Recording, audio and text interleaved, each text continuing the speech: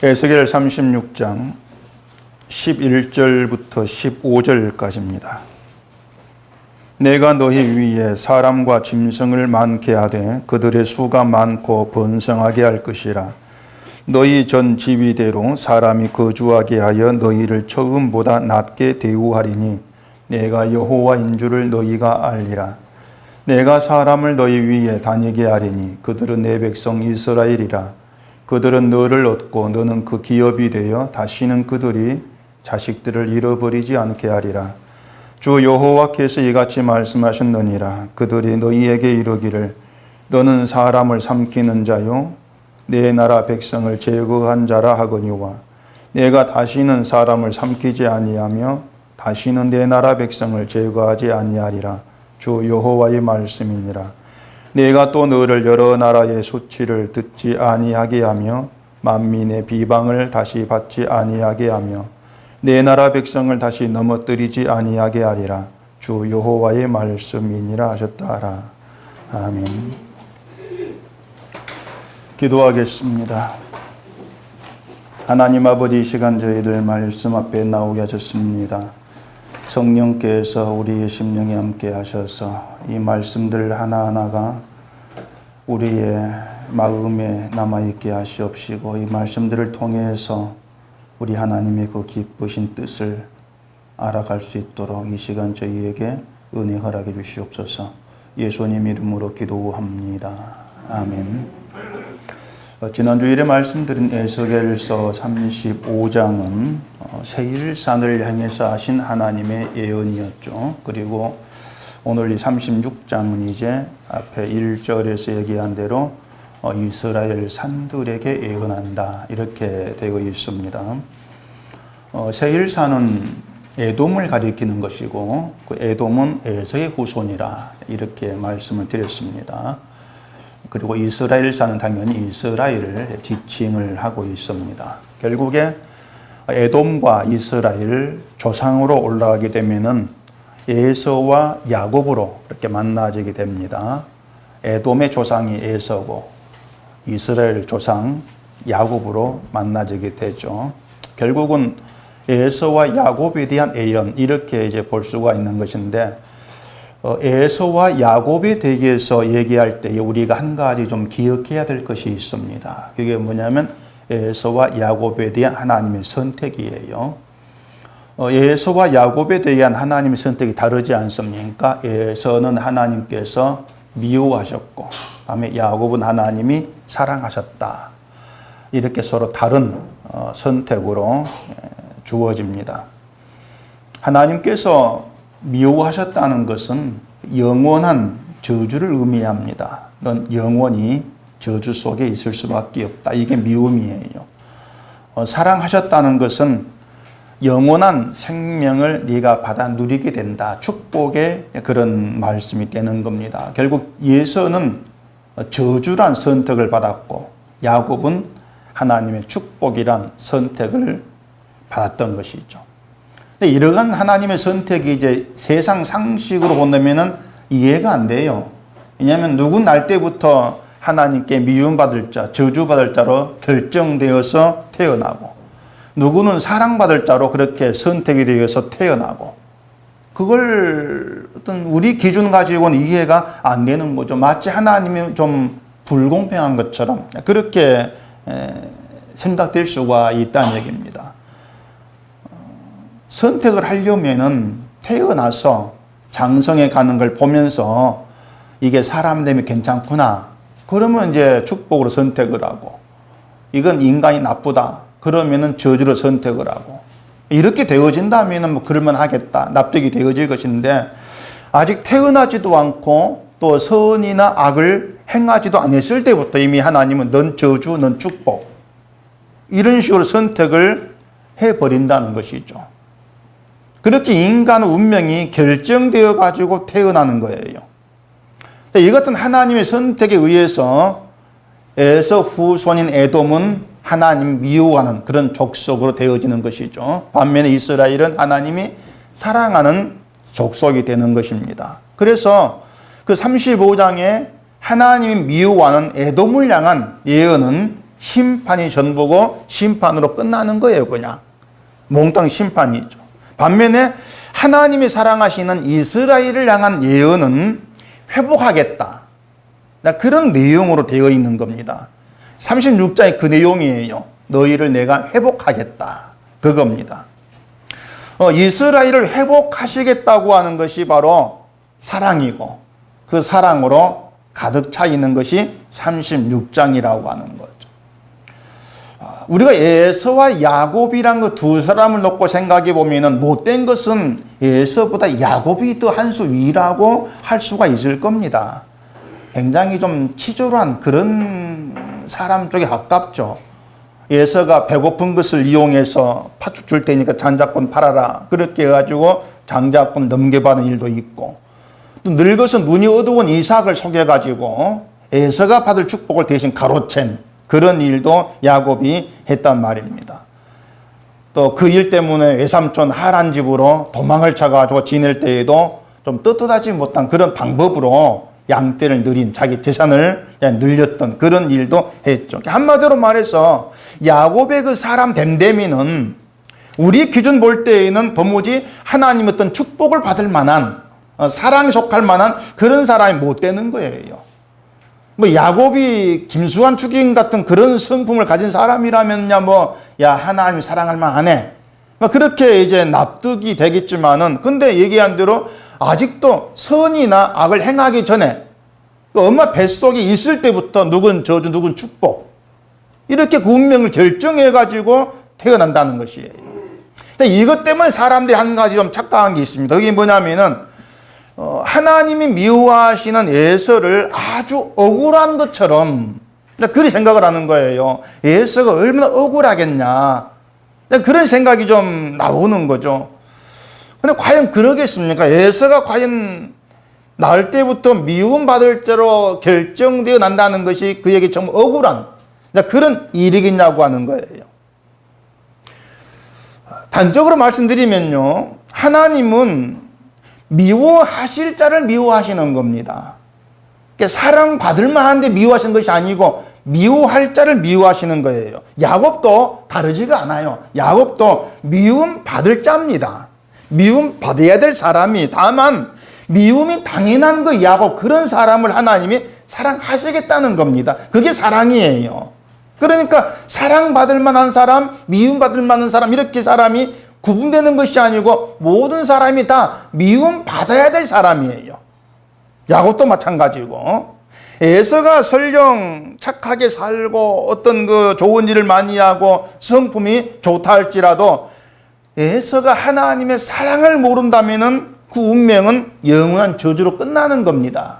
그러니까 에서 역할은 미움 속에서 하나님의 미움이 어떤 것인가, 무엇이 미움받을 자인가, 이것을 드러내주는 그런 역할을 에서가 하는 것이고, 야곱은 하나님의 사랑이 이런 거라는 것을 드러내주는 그런 역할대로 하는, 그렇게 불러내신 거예요.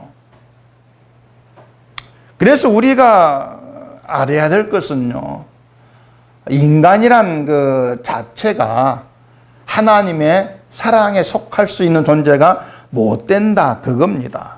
늘 선악과를 먹은 죄성이 튀어나올 수밖에 없는 것이 인간인데, 그런 인간을 하나님이 사랑할 자로 택해서 어떤 일을 행해 나가시느냐, 이걸 우리가 성경을 통해서 생각해 봐야 되는 것이죠. 에돔의 그 죄성이 있어요. 성경에 말하는 에돔의 어떤 그 죄성, 죄악의 특징이 있는데, 그게 말라기서 1장 그 4절 보면은 이런 얘기를 합니다. 에돔은 말하기를 우리가 무너뜨림을 당하였으나 황폐된 곳을 다시 쌓으리라 하거니와 나 만군의 여호와는 이르노라. 그들은 쌓을지라도 나는 헐리라. 사람들이 그들을 일컬어 악한 지역이라 할 것이요 여호와의 영원한 진노를 받은 백성이라 할 것이며, 이게 이제 말라기서에 나온 에돔의 특징이에요.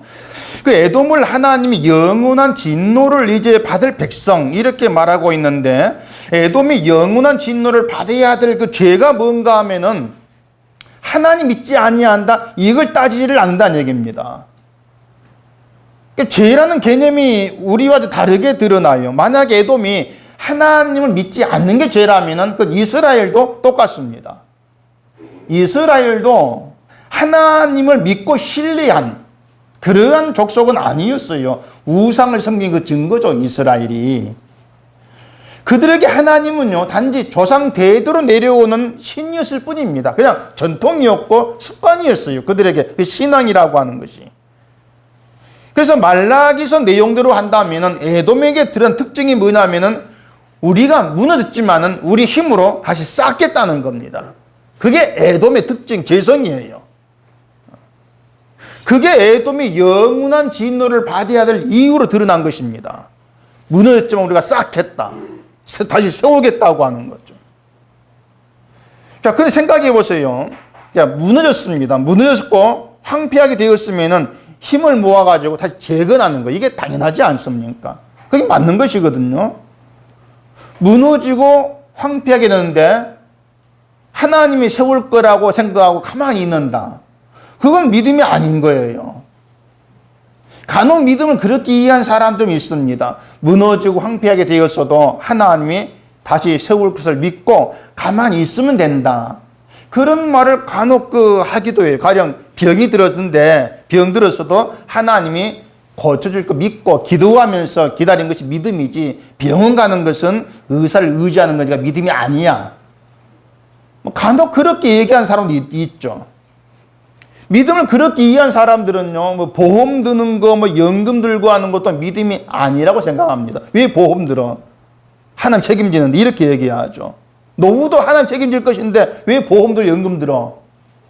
이런 말을 하기도 한다는 얘기예요. 하나님 책임질 거니까 보험 들 필요가 없다. 대책을 세울 필요가 없다. 근데 그게 결국 뭔가 하면은요, 하나님이 내 육신, 내 생존을 책임지신다. 그 뜻이거든요. 내 생존을 책임진다. 그걸 믿겠다는 겁니다. 근데 그건 믿음이 아니란 얘기죠. 왜냐하면 하나님은 우리의 노후, 우리의 생존을 책임지는 것이 아니라 우리의 생명을 책임지는 겁니다. 생명의 문제를. 그렇기 때문에 하나님 믿음에는 보험도 들지 말고 대치 세우지 마. 이것은 믿음을 잘못 이해를 하고 있는 것이죠. 하나님은요, 영원히 심판을 받을 우리를 사랑하셔서 심판서 건져 주시는 겁니다. 그걸 믿는 거예요. 우리는. 그래, 에돔이 무너뜨림을 당하였지만은 다시 쌓겠다고 하는 것은 내 문제는 내가 책임지겠다는 방식입니다. 내 건 내가 책임질게. 결국 내 힘으로 살겠다고 하는 것이죠. 근데 그게 미움받는 에돔의 특징이라면 이스라엘도 다르지가 않아요. 이스라엘도 힘을 믿었고 그래서 이방 나라처럼 되고 싶어서 우상을 섬겼지 않습니까? 결국 우리가 성경 중에 알 수 있는 에돔도 이스라엘도 똑같은 존재들하는 겁니다. 똑같이 모두가 다 미움받을 짓만 하고 살아간다 그 말입니다.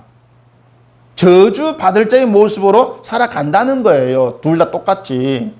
모두가 미움받을 자인데 한 가지 다른 점이 있다는 게 뭐냐면은 에돔은 미움받을 자 그대로 살아가는 것이고 이스라엘은 미움받는 자와 같이 살아가도록 하나님이 내버려두지 아니하시고 간섭하면서 하나님의 사랑과 은혜를 아는 백성으로 만들어 가신다. 그게 바로 다른 점이라고 하는 거예요. 이스라엘에게 하나님이 함께하는 것이 뭐냐면은 그들의 일을 도와주신다는 것이 아니고 그냥 내버려 두면은 저주받을 그 길로 갈 수밖에 없으니까 함께해서 그들을 건지시고 간섭하시면서 하나님의 사랑을 아는 그런 백성으로 만들어 가겠다. 그게 함께하심의 의미가 되는 거예요. 그래서 에돔에 대한 하나님의 심판이 뭐냐면은 하나님이 미워하는 자로 자기를 위해서 자기 뜻대로 살도록 내버려 두는 겁니다. 그게 에돔에 대한 하나님의 심판이에요.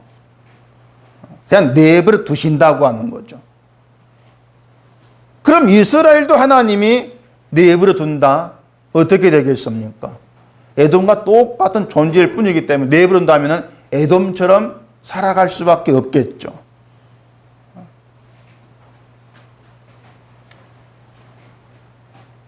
그래서 하나님 이스라엘을 그냥 버려두지 아니하시고 간섭하시면서 사랑과 은혜를 아는 백성으로 만들어 가신다. 선택을 잘못 이해를 하면은요, 이스라엘이 에돔처럼 살아가도 선택했으니까 구원할 거야. 그렇게 이해를 해버리는 겁니다. 하나님 날 선택했어? 그러면 나는 내 맘대로 살아가도 어쨌든 구원받겠네? 그런 식으로 이해를 해버리는 것이죠. 그래, 선택에 대해 반발하는 것도 봐도 그 문제 때문에 그래요. 그게 선택을 잘못 이해를 하는 겁니다. 하나님이 택했다고 하는 것은요, 무슨 뜻이냐면은 네 맘대로 살아도 내가 구원해 줄게, 이것이 아니고 네 인생은 내가 책임지고 끌고 가겠다는 겁니다. 그게 하나님의 선택과 사랑이에요. 내 뜻대로 살도록 내버려두지 않겠다고 하는 거예요. 그걸 여러분이 잘 이해를 하셔야 돼요. 내 마음대로 살아 천국 간다는 것이 아니고 내 마음대로 살 수 없는 인생이 되었다는 겁니다. 그게 선택이라고 하는 거예요. 그래서 이스라엘이 이방 나라를 부러워하고 그들처럼 살고 싶어서 우상 섬기는 것 하나님이 그냥 두지를 않는 겁니다. 이스라엘 심판하시고 모든 걸 무너뜨리시면서 하나님의 사랑을 아는 백성으로 만들어가는 거예요. 그렇기 때문에 이스라엘이 비록 모든 게 무너졌는데 무너진 것으로 끝나지 않고 다시 하나님이 회복을 시키는 것이죠. 그게 축복이 선택된 자의 다른 점이라는 거. 그걸 여러분이 아시면 돼요. 자, 근데 하나님 이스라엘을 회복하신다고 하는 것을 다시 예전 상태로 되돌려 놓겠다는 그런 의미는 또 아닌 겁니다. 본문 11절에 보시면요. 내가 너희 위에 사람과 짐승을 많게 하되 그들의 수가 많고 번성하게 할 것이라. 너희 전 지위대로 사람이 거주하게 하여 너희를 처음보다 낮게 대우하리니 내가 여호와인 줄을 너희가 알리라. 이렇게 말씀하잖아요. 자, 이 말씀에서 우리가 좀 잘 생각해야 될 것이 뭔가 하면 처음보다 낮게 대우하겠다, 그것입니다. 처음보다 더 낮게 너를 대우해 줄게. 이렇게 처음보다 이스라엘을 낮게 대우하신다는 것은 이스라엘이 무너지기 전에 누렸던 형편보다 더 나은, 더 좋은 형편이 되게 하겠다, 그 의미가 아닌 거예요. 처음보다 더 좋은 형편이 되게 하시는 것이 이스라엘 향한 하나님의 사랑이라면요, 아예 이스라엘을 무너뜨리고 포로되게 할 필요 없지 않습니까? 아예 이스라엘이 이방 나라 우상을 섬길 필요가 없도록 더 잘 살게 해주면 되잖아요. 이스라엘이 이방 나라 신을 끌어들 섬긴 이유가 뭐냐면은 이방 나라가 자기들 잘 살기 때문에 그런 겁니다. 잘 사니까 저 사람들이 저들 신을 믿어가지고 잘 사는 것 같네? 그리 자꾸 그들 신을 끌어들인 거예요. 그럼 우리 잘 살 줄 알고. 그러니까 우상 섬기지 않게 하려면 이방 나라보다 잘 살게 만들어버리면 된다는 얘기예요. 근데 하나님은 그렇게 일하지 않지 않습니까? 처음부터 이스라엘을 부요한 나라로 만들지를 않은 거예요. 그게 뭐냐면은 하나님의 이스라엘을 향한 뜻이 그들을 강하고 부유한 나라 만들어가지고 잘 살게 하는 거, 거기에 있지를 않다는 겁니다. 잘 산다고 해서 하나님의 사랑, 은혜를 아는 백성 되는 게 아니란 얘기예요. 하나님의 은혜와 사랑이라고 하는 건 자기 죄를 아는 가운데에서 표출되게 되어 있는 겁니다. 때문에 하나님 이스라엘을 자기 죄를 아는 백성으로 만들어가는 겁니다. 그 속으로 집어넣는 거예요. 이게 너희 죄고 너희 악함이다. 그게 드러나도록 일하시는 거예요. 그러한 뜻을 가지고 오늘 우리에게 함께 하신 분이 하나님이다. 그걸 아셔야 되죠. 때문에 하나님이 여러분의 뜻을 이루어주는 건 전혀 있을 수가 없습니다. 하나님의 뜻대로 그냥 일하고 계실 뿐이죠. 자, 36장 이스라엘의 회복에 대한 내용이라겠죠. 근데 그 회복이 단지 포로 생활을 끝나게 하시고 이제는 전쟁이 없는 평화로운 삶을 살게 하신다, 이게 아니라겠습니다. 그러니까 이스라엘 회복은 단순히 또 환경, 형편이 다시금 좋아지는 거, 그런 의미 회복이 아니라겠어요. 그 11절 뒤에 보시면 내가 여호와인 줄을 너희가 알리라 이렇게 말합니다. 이 말이 에스겔 많이 나오죠. 말씀드린 것처럼 하나님은 이스라엘이 여호와가 누구신가를 아는 백성이 되게 하게 하려고 일하신다는 거예요. 그게 중요한 겁니다. 너희가 나를 알아? 내가 내 사랑, 내 은혜를 아느냐? 광고에 나오죠. 너희 개맛을 알아? 내 사랑을 알아? 그러니까 하나님 원하시는 것은 나의 사랑과 은혜를 아는 백성을 원하신다는 얘기예요. 근데 이스라엘은 그걸 모르는 겁니다. 모르기 때문에 이방 나라 잘 사는 때문에 부러워하고 그들 신을 끌어들이는 거예요. 그러니 그들을 치면서 그 죄를 드러내시고 그 죄 가운데에서 하나님의 사랑이 이런 거야. 이걸 가르치고 계시는 거예요. 그 흐름을 여러분 잘 아셔야 된다는 얘기죠.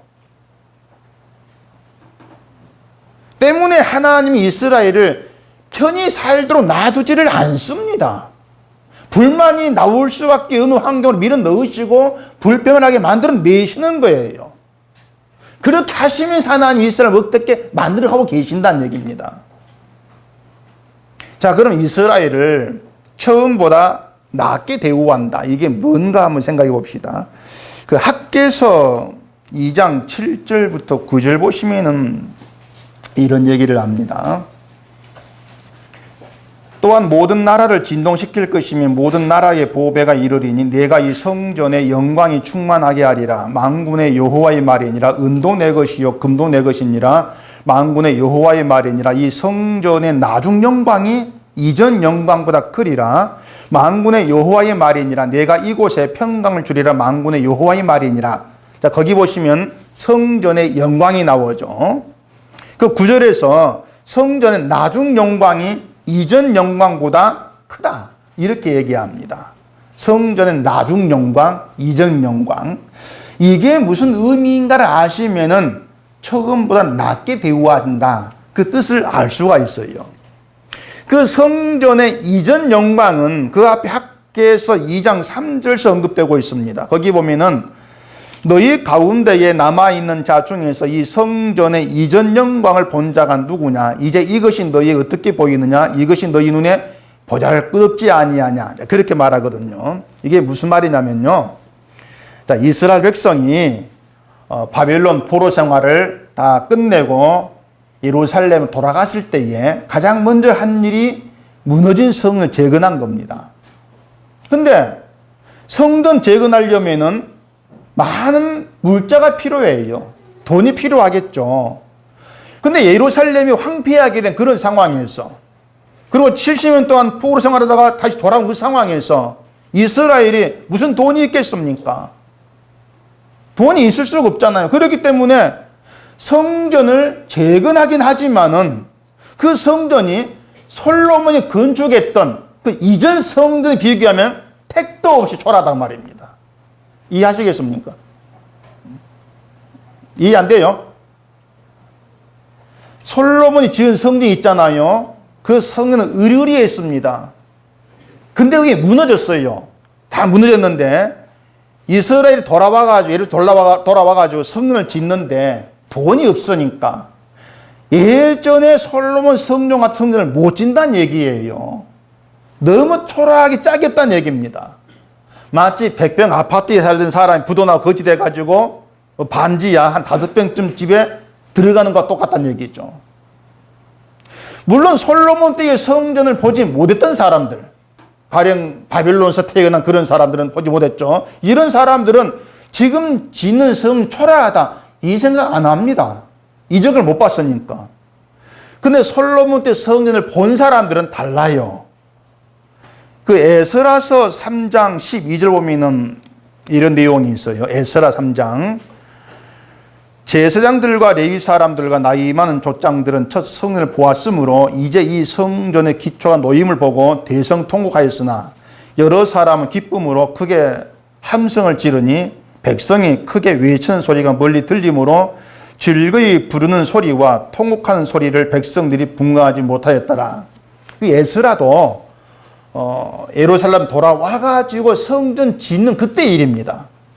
거기 보면은 성전 기초를 놓았어요. 기초를 놨는데 백성들은 한쪽에서 어떤 백성들은 여호와를 찬송하라고 막 큰 소리에 즐거이 부르는데 그 첫 성전을 본 사람들, 솔로몬 성전을 본 제사장, 레위, 나이만 족장단 대성통곡을 하는 거예요. 그 이유가 뭐겠습니까? 얘기 안 들어? 지금 성전 기초가 보니까 너무 초라하다. 왜 이리 초라하냐? 그 때문에 통곡이 나오는 겁니다. 이처럼 성전의 이전 영광, 그 이전 영광이 뭐냐면은 솔로몬 때의 성전 영광을 얘기해요. 겉으로 화려한 성전. 그 이전 영광을 본 사람들에게는 예루살렘이 돌아와서 다시 건축한 성전이 너무나 보잘것없이 보일 수밖에 없다는 거예요. 그렇게 성전의 초라함 때문에 실망한 사람들에게 하나님 뭐라 하시냐면은 은도 내 것이고 금도 내 것이라 하시면서 성전의 나중 영광이 이전 영광보다 크다. 이렇게 말씀을 한다는 얘기입니다. 나중 영광이 더 크다. 자, 근데 이스라엘 사람들에게는요, 성전이 눈에 보이는 건축물이 전부입니다. 이스라엘 성전, 그렇게밖에 일 안 해요. 건축물. 그게 그들 성전이었습니다. 여러분께 성전은 뭡니까? 여러분께 성전은 뭐예요? 성전. 성경을 좀 아는 분은 예배당이랑 건축물이 성전이 아니고 뭡니까? 예수 그리스도죠. 그리스도가 성전이에요. 근데 이스라엘 사람들에게는요, 소잡고 양 잡아가지고 제사하는 그 건물, 그 성전이 전부입니다. 그게 전부였어요. 그렇기 때문에 성전의 나중 영광이 이전 영광보다 크다. 이렇게 말씀하니까, 아, 우리가 성전 건축하면은 지금의 어려움이 다 사라지고 금은보화로 가득한 솔로몬 때 성전보다 더 좋은, 더 큰 그 성전으로 되게 하시겠다는 얘기구나. 그렇게 이해를 해버린 겁니다. 지금은 초라하지만은 금은으로 가득한 그런 성전이 되게 하시겠다는 그런 뜻으로 받아들인 거죠. 근데 현실은 달랐던 거예요. 성전을 건축했는데 어려운 현실은 달라지지 않고 계속됩니다. 그렇기 때문에 하나님이 야곱은 사랑하시고 에서는 미워하신다. 이렇게 말씀했지만은 하나님이 자기들을 사랑하신다는 것을 현실적으로 받아들일 수가 없었던 겁니다. 왜? 어려우니까. 살기 힘드니까. 이게 무슨 사랑이야? 안 받는 것이죠. 성은 지었는데 힘든 삶이 계속되니까 사랑에 의심이 가는 거예요. 나아지지 아니하니까 하나님 나를 사랑하신다. 그걸 실감하고 받을 수가 없었던 것입니다. 오늘 우리들과 다르지가 않죠. 우리도 하나님이 사랑하신다 그러면은 가장 먼저 내 삶이 윤택해지고 나아지고 지금은 더 좋아지는 거 늘 그런 생각이 흘러가지 않습니까? 근데 어려우면은 자꾸 어떤 힘든 일이 있으면은 하나님이 사랑하신다 실감이 안 가는 거예요. 그래서 말라기서에서 이런 얘기를 합니다. 말라기서 1장 2절 3절 보시면은 여호와께서 이르시되 내가 너희를 사랑하였노라 하나 너희는 이르기를 주께서 어떻게 우리를 사랑하셨나이까 하는도다. 나 여호와가 말하노라 에서는 야곱의 형이 아니냐.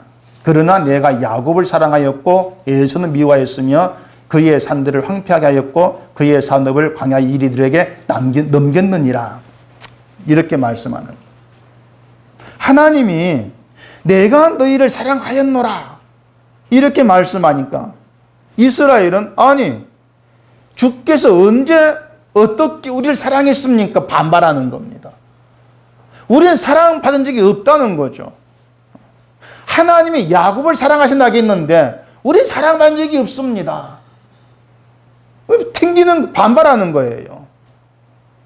왜냐하면 얘기 안 들어 그들은 하나님의 사랑이 현실적으로 뭔가 다가오기를 기대했던 것이죠. 삶이 나아지는 것을 기대했던 것이죠. 근데 안 나아지니까, 계속 고생하니까 어떻게 사랑했죠? 반발하는 겁니다. 하나님의 사랑을 받았다고 할 만한 것이 내게 없습니다.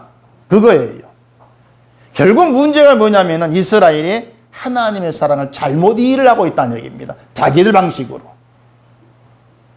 하나님은 이스라엘을 사랑하지 않은 적이 없습니다. 바꿔 말하면 하나님은 저와 여러분들을 사랑하지 않은 적이 없습니다. 딱 한 분밖에 그걸 안 믿어요, 지금. 하나님은 저와 여러분을 사랑하지 않은 적이 없습니다. 맞습니까?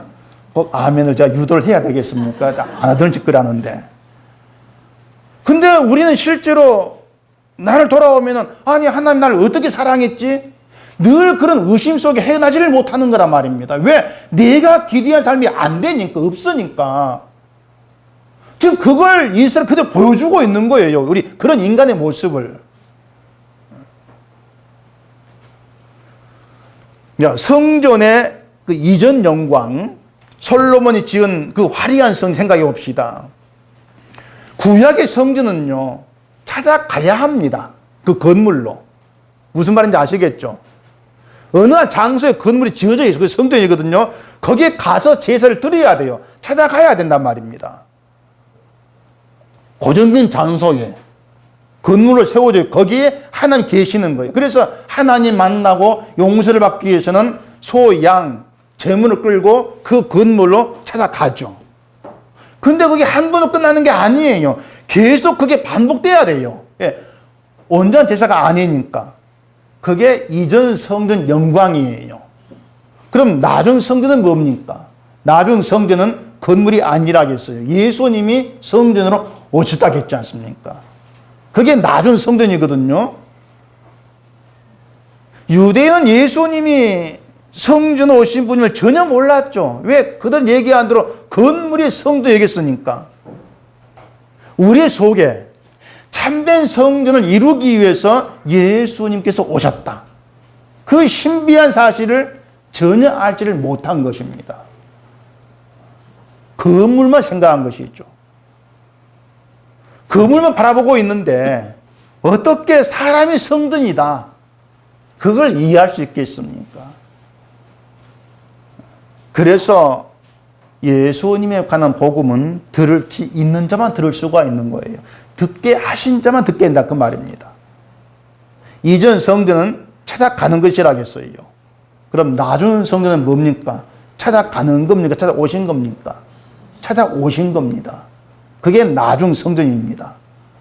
성전이 우리에게 찾아오셔서 우리 위해서 친히 제물 되시고 자기 몸을 제사 드리심으로 인해서 우리를 거룩한 백성이라는 영광이 있게 하신 겁니다. 그게 십자가입니까? 때문에 나중 성전은 사람 손으로 지은 그 성전을 말하지를 않는 거예요. 그 에스겔 40장에서부터 보면은 성전을 칭찬하는 얘기가 나옵니다. 그 40장 1절 보실까요? 에스겔 40장 1절.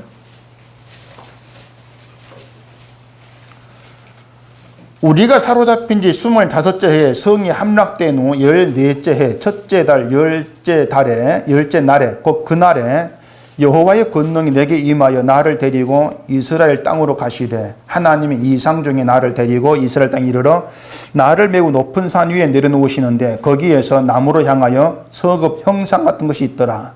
나를 데리시고 거기에 이르시니 모양이 녹같이 빛난 사람 하나가 손에 3줄과 측량하는 장대를 가지고 문에 서 있더니 그 사람이 내게 이르되 인자야 내가 내게 보이는 그것을 눈으로 보고 귀로 들으며 내 마음으로 생각할지어다. 내가 이것을 내게 보이려고 이리로 데리고 왔나니 너는 본 것을 다 이스라엘 족속에게 전할지어다 하더라. 이렇게 얘기합니다. 자, 하나님이 에스겔을 데리고 이스라엘 땅으로 환상 중에 하는 겁니다. 환상 중에 이스라엘 땅으로 가서 높은 산 위에 내려놓으시고 서급 형상 같은 것을 보여주는데 그게 성전이에요. 근데 성전이 무너졌지 않습니까? 무너졌는데 성전을 보인 겁니다.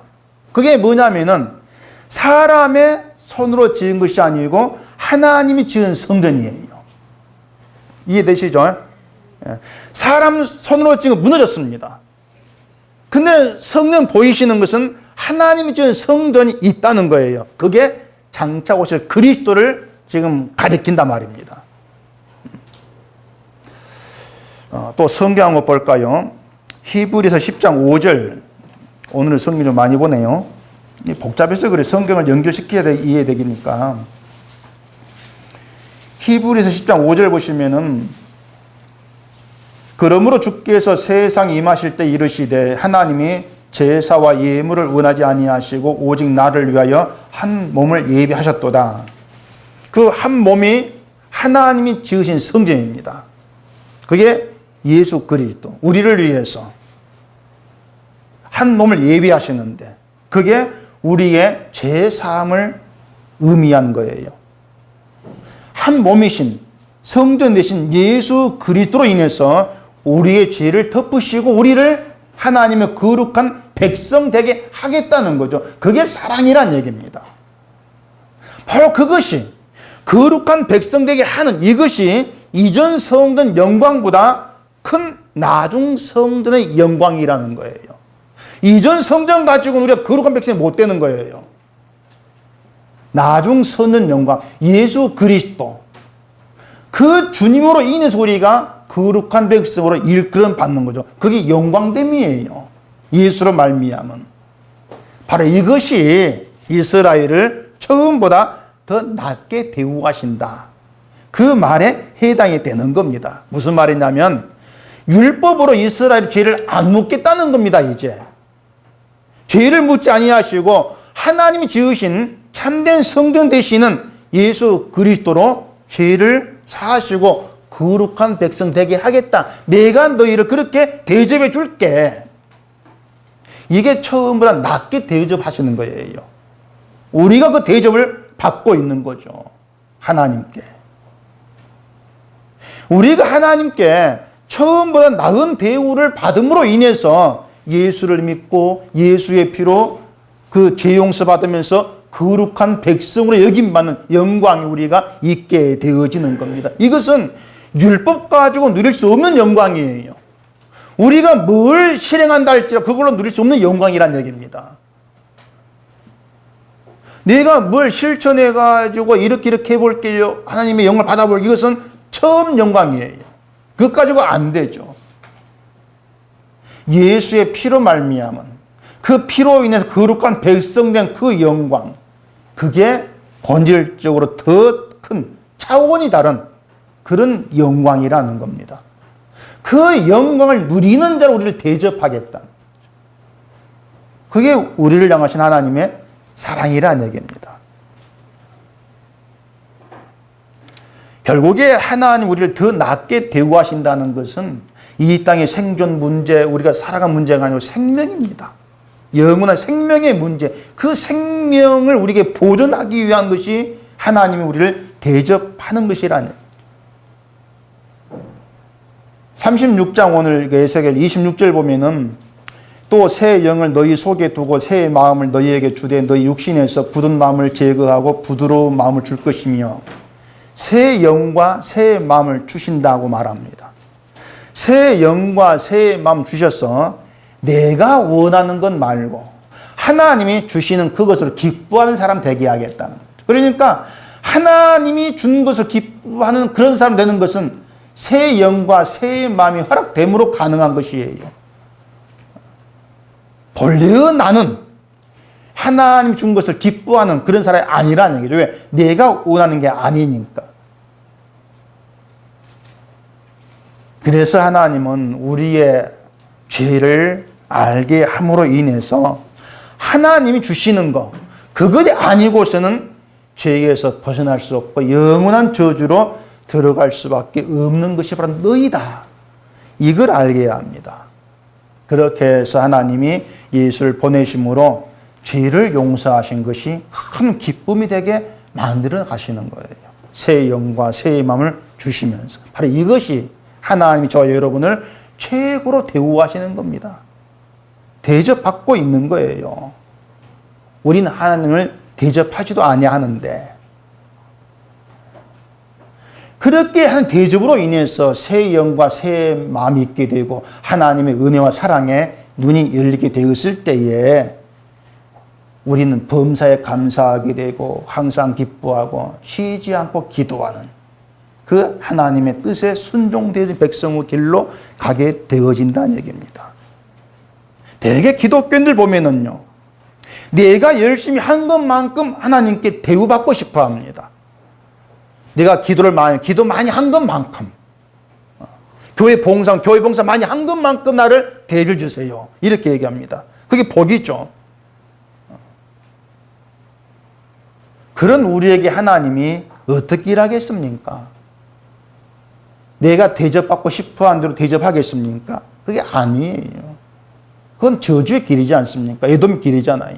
하나님은 내가 받고 싶어 하는 그 복이라고 하는 것이, 내가 기대하는 그 복이라고 하는 것이 배설물 같을 뿐이라는 거. 이걸 알아가도록 일하십니다. 그걸 알아가도록. 땅의 것이 부질없는 것이야. 이걸 알도록 우리를 더 깊은 복음의 세계로 끌어가시면 거기에서 예수님을 만나게 합니다. 주의 피를 보게 하는 것이죠. 그걸 위해서 성령을 보내시는 것이고 함께 하신단 말입니다. 그렇게 일하는 게 사랑이에요. 그 앞에 10절 보시면은 내가 또 사람을 너희 위에 많게 하리니 이들은 이스라엘 온 족속이라 그들을 성읍들에 거주하게 빈 땅에 건축하게 하리라. 황폐하게 된 예루살렘 땅에 사람들이 많게 하시겠다, 그런 의미죠. 또 뒤에 12절 보시면은 내가 사람을 너희 위에 다니게 하리니 그들은 내 백성 이스라엘이라. 그들은 너를 얻고 너는 그 기업이 되어 다시는 그들이 자식들을 잃어버리지 않게 하리라. 자식 끝내라 그겁니까 지금? 조금만 더 합시다. 자식을 잃어버리지 않게 한다는 것은 전쟁으로 인한 죽음이나 포로로 끌려가는 그런 일을 없게 하겠다는 거예요. 또 뒤에 15절 보세요. 내가 또 너를 여러 나라의 수치를 듣지 아니하게 하며 만민의 비방을 다시 받지 아니하게 하며 내 나라 백성을 다시 넘어뜨리지 아니하게 하리라. 주 여호와의 말씀이니라. 이스라엘이 다시는 이방 나라에 조롱받는 수치를 당하지 않게 하겠다, 그 뜻이거든요. 이게 이제 이스라엘의 회복의 말씀인데, 이게 표면적으로는 다시 번성하게 하고 다시는 전쟁이 없는 행한 삶을 살게 하신다는 것이구나, 이렇게 보이는데 그게 아닌 겁니다. 실질적 의미가 뭐냐면은 죄로 인한 심판이 이제 없다, 그 뜻이에요. 죄를 묻지 않겠다는 겁니다. 이스라엘이 무너지고 포로가 된 것은 죄로 인한 심판이지 않습니까? 이제 그렇게 너희 죄를 안 물을 게 것입니다. 묻지 아니할게. 왜? 하나님이 지은 성전이 너희 가운데 있기 때문이다, 그 말입니다. 우리 식으로 말하면 예수 그리스도가 너희 가운데 있잖아, 그거죠. 예수님이 우리 가운데 있기 때문에 죄를 묻지 아니한다. 그게 처음보다 나은 대우예요. 그렇게 대우하심으로 인해서 하나님 백성으로 일컬음을 받게 되어지는 겁니다. 그게 신자됨이에요. 결국 이스라엘이 잘하는 것이 있어가지고 하나님 백성 되는 것이 아니고 하나님이 세운 성전으로 인해서 백성 되는 겁니다. 그게 이스라엘의 축복이에요. 만약 우리가 원하는 대로 우리가 대접받는다면 부자는 되겠죠. 부자는 될지언정 하나님 백성 되지를 못합니다. 왜냐? 죄의 문제가 있거든요. 결국에 하나님 백성 될 수 없는 자를 예수의 피로 거룩하게 하시고 백성 되게 하신 것이 이전 성전 영광보다 더 나은, 더 큰 나중 성전의 영광이에요. 신자는 바로 그 나중 성전의 영광, 그 영광을 사모하고 누리는 그런 사람으로 이 땅에 존재하는 겁니다. 그렇게 해서 하나님의 사랑을 증거하고 드러내라는, 그게 여러분의 역할이에요. 나중 영광을 누리고 기뻐함으로써 하나님의 사랑이 이런 것이다, 그걸 나타내야 되는 것이죠. 그게 여러분 역할이죠. 근데 이스라엘은 처음 성전에서 제사하는 것을 신앙으로 여겼고 그 신앙을 붙들고 있는 겁니다. 마치 우리가 건물에 나와가지고 예배 드리는 걸 내 신앙을 붙들고 있고, 봉사하고 뭐 기도하고 뭐라는 걸 내 신앙을 붙들고 있으면서 그걸 가지고 대접받고 싶어 하는 그것과 똑같은 거죠. 그건 영광이 아니에요. 나중 영광은 예수 그리스도로 인한 영광입니다.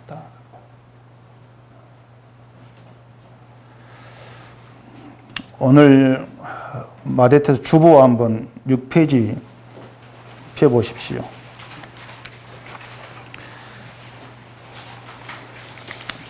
여러분 이거 집에 가서 읽어보십니까? 아예 고맙습니다. 읽어보신 분들 복 받을지어다.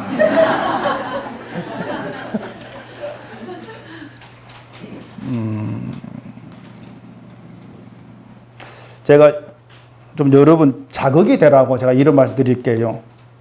제 주보 이거 하려면 꼬박 제가 이틀 반 걸립니다. 거의 잠 못 잡니다. 늘 토요일 제가 2시간밖에 못 자요. 일어나 이거 하고 주일도 한 2시간밖에 못 자고 항상 좀 비몽사몽입니다. 근데 제 바람은 여러분이 이걸 읽으시면서 어떤 신앙의 도움과 유익을 받는 겁니다. 물론 어떤 분은 뭐 이까지 할 수도 있는 것이고 뭐 다 아니까 할 수 있는 것이죠. 제가 해마다 연말 되면 50이 넘어 고민하는 게 뭐냐면 이걸 이제 그만 좀 두고 싶다는 겁니다. 너무 힘드니까요. 좀 그만두고 싶다. 그럴 때마다 꼭 두지 못할 어떤 일들이 발생합니다. 저녁에 미국의 샌프란시스코라고 하면 전화가 왔어요. 한 30분간 통화를 했는데 어떤 내용이냐면은 그분의 어머니가 3년 전에 이제 거기에 이제 판명이 됐대요. 그럼 치료받는데 처음에는 굉장히 분노하고 신경질 교회 다닌 분인데 막 그래가지고 힘들었는데 어떻게 해가지고 이제 우리 홈페이지 들어와서 제 글도 보고 설교 듣고 막 그리그리 하면서 굉장히 어떤 평안을 찾아갔다고 그렇게 그러면서 지난주에 돌아가셨는데 예 장사 지내고 그 분이 돌아가기 전에 내가 죽으면 꼭 전화해가지고 고맙다고 말 좀 해달라고 그렇게 전화를 한다는 거예요. 한동안 가슴이 먹먹했죠. 나는 이걸 힘들게 그만둘까 어쩔까 생각인데 또 이런 걸 통해 가지고 어떤 분이 또 예수님을 알게 되어진다. 그러니까 그렇게 붙이시면서 결국은 또 뭔가를 하도록 만들어 가시는 그런 하나님이구나. 그게 좀 실감이 돼요. 근데 제가 또 놀란 게 뭐냐면은 그 모친이 병들어 가지고 이제 너무 힘들 때는 자기가 글을 못 보니까 아들 보고 읽어달라고 했답니다. 며느리 보고 읽어달라고 하고 그래서 하루에 2번씩 교대로 읽어줬는데 이 양반들이 한 6개월 그렇게 했는데 읽어가면서 이런 게 기독교구나 알아간다는 거예요. 그분들이 지금 이제 예수님을 좀 알게 되고 믿게 되어진다. 그러면서 이제 막 고맙다고 그런 얘기 하는데 제 속마음은요. 제가 담임한 게 은속교회고 여러분이니까 다른 분보다도 여러분이 좀 그런 유익을 얻었으면은 그런 마음이 솔직히 좀 많이 있습니다. 여러분의 헌금 받고 이제 밥 먹고 살아가니까 이왕이면 여러분이 그런 덕을 봐야지. 그런 마음이 많이 있죠. 그래서 집에 가서 읽어보신다니까 정말로 제가 고맙고 정말 밥을 사주고 싶은 그런 마음이 막 일어나네요. 밥 사달 말 하지 마시고. 그 주보 6페이지 위에서 11줄부터 보면은 하나님이 우리를 귀하게 대우하신 것은 예수 그리스도를 보내시고 십자가에 피 흘려 죽게 하심으로 증거되었습니다. 하나님 우리를 그렇게 대우하심으로 세상의 모든 보배로도 얻을 수 없는 영생을 얻은 것입니다. 그럼에도 우리는 영생으로 인해 감사하지 못하고 항상 세상을 바라보며 세상 것을 그리워합니다. 이런 우리를 여전히 그리스도의 은혜에 붙들어 놓으시고 내 백성으로 여기시는 것입니다. 이 은혜와 사랑 우리 속에 남기시고 굳건히 세우시기 위해 하나님 쉬지 않고 일하시는 것입니다. 하나님 일하시면요, 바로 그겁니다. 우리 속에 하나님의 은혜와 사랑을 남겨놓으시겠다. 그 취지예요. 우리는 하나님께 그런 대접 받을 수 없는 사람들입니다. 그런 나를 하나님이 대우하시는 것. 그 하나님으로 인해서 감사할 수밖에 없는 것. 그 하나님이 나의 감사의 기쁨의 유일한 전부가 되어지는 것. 그렇게 되어지는 것이 여러분의 정말 말할 수 없는 축복입니다. 이 축복이 여러분께 함께하고 그 길로 늘 이끌림 받기를 원합니다. 기도하겠습니다. 우리 아버지 하나님, 하나님께 나올 수도 없고 하나님의 사랑과 은혜를 받을 자격도 없는 저희들입니다. 그런 우리를 사랑하겠다는 그 말씀 안에 붙들어 놓으시고 사랑하시고 대우하셔서 우리 속에 하나님의 크신 은혜를, 그 자비하신 사랑을 남겨놓으시려고 일하시는 그 하나님만이 우리의 유일한 기쁨, 감사가 되게 해 주시옵소서. 예수님 이름으로 기도합니다. 아멘.